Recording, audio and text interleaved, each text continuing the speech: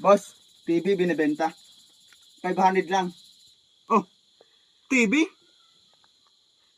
500, nako. Taghirap ngayon eh. Baka pwede hulugan yan. Oo, 500 lang. Pero kung gusto mo hulugan, 1,000. No, 1,000. Pero kailangan mo mag-down ng 500. Iiwan ko to sa'yo.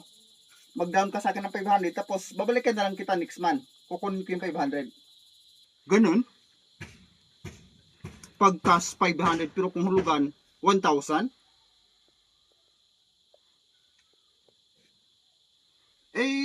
Hindi ba ako lugi nun? Magbibigay ako sa iyo ng 500 tapos magkakautang pa ako sa iyo ng 500?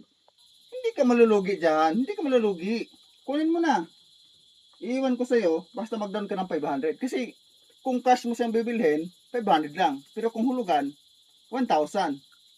Pero yun nga, iiwan ko sa'yo, pero, magbigay ka sa akin ng 500. No? Tapos, may balance ka pa na 500 sa akin. Okay? Deal? Ito, bibigay ko na sa iyo 500 pesos. No? Paano? May utang pa ako sa iyo.